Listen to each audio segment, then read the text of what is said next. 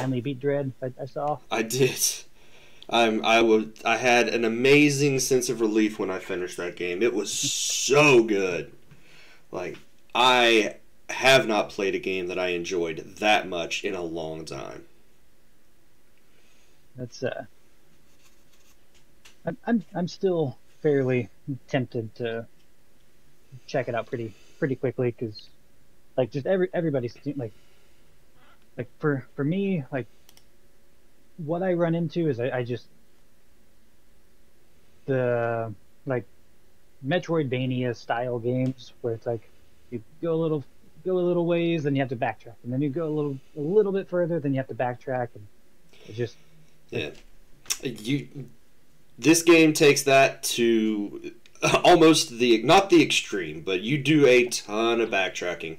There's tons of stuff hidden throughout every little section of the game where when you get new stuff, you're like, oh, I got to go back over there now and grab all that. I ended up, I was like, no, once I got to the end, I was like, I am here. I am not going back. I've gotten everything I'm going to get. If I can't beat the game with what I've got right now, it's not happening. And I finished the game with, I think, 34% of items collected. I think that the timer that you had was like what 11 hours It was or something. 11 hours and 3 minutes of in-game time. That's not actual time. That's in-game time.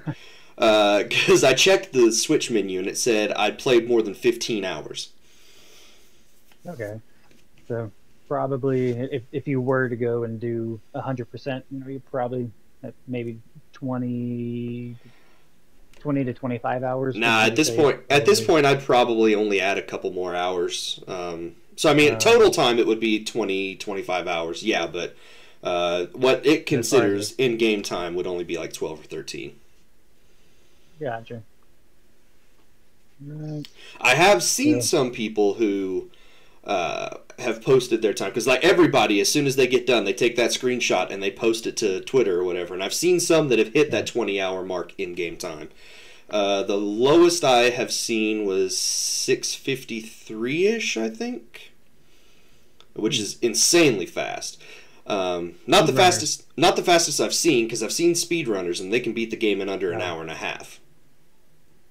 I don't understand how people can do that stuff. Like, a friend of mine looks at, I think the website's How Long to Beat. Oh yeah, I go there all the time to look up how long I can expect a game to take. Unless it's just super simple. Like I don't know, somebody's like 4-hour marks and 6-hour marks. I'm like, how? Yeah, there's a lot of games that I look at that and I'm like, my mind cannot comprehend how you can finish the game that fast.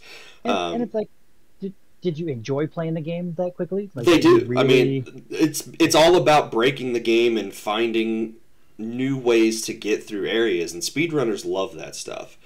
And it's fun to watch. Like I love watching a good speedrun and watching the ones for Metroid Dread this week because like within the first like 4 days, somebody had an hour 44 was the first speedrun I'd seen, and it had been less than a week.